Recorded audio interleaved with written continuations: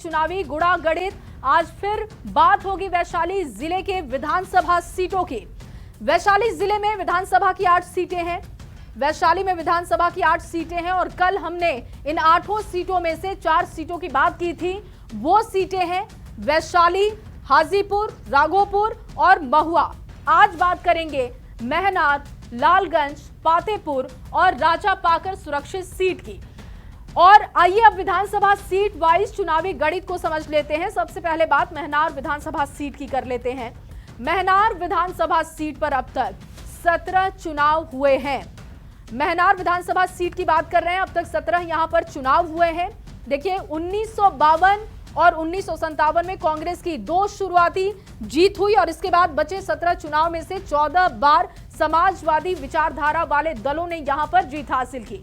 संयुक्त समाजवादी पार्टी, जनता party, Janata Dal United और लोक जनशक्ति पार्टी ने 2-2 बार, जबकि प्रजा Samajwadi party, socialist party Lohia, लोक दल, जनता दल और राष्ट्रीय जनता दल ने एक-एक बार यहां पर जीत हासिल की है। महनार सीट पर 2010 में आरजेडी की बीना सिंह ने जीत हासिल की। उन्होंने जेडीयू के उमेश कुशवाहा को हराया था। अब महनार विधानसभा सीट का चुनावी गणित, ये सीट समाजवादी दलों का गढ़ रही है। 17 में से 14 चुनाव में समाजवादी विचारधारा वाली पार्टियां जीती। कांग्रेस 2 बार, बीजेपी को सिर्फ 1 बार यहां पर जीत हासिल हुई है। 2020 में एलजेपी के चलती पहली बार आरजेडी को जीत मिले। पिछले 4 चुनाव में 4 पार्टियों के नेता यहां पर जीते। पिछले 3 चुनावों में मतदान प्रतिशत 55% से कम रहा। मतदाता चुनाव के प्रति थोड़े उदासीन यहां पर दिखे। मतदाताओं को बूथ तक ले जाने की जरूरत दिखाई देती है।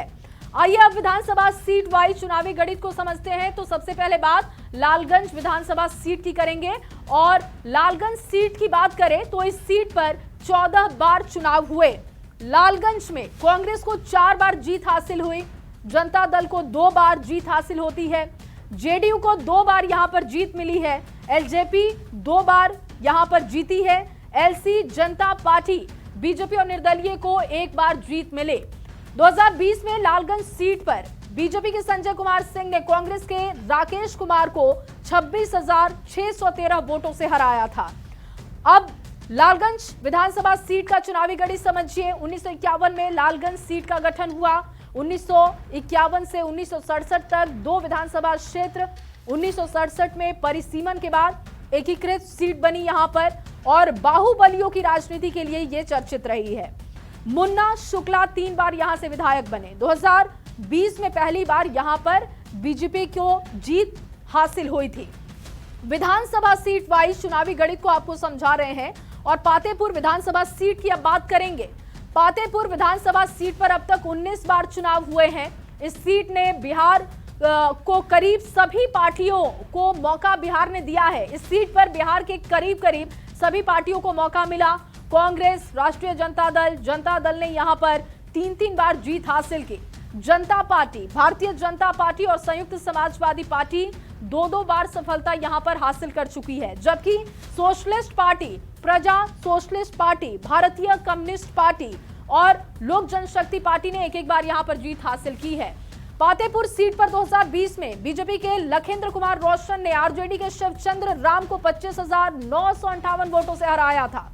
अब आगे बढ़ते हुए आपको और इस गुणागणित को थोड़ा विस्तार से समझाते हैं। देखिए सीट्स ने कमोबेश बिहार की सभी पार्टियों को मौका दिया।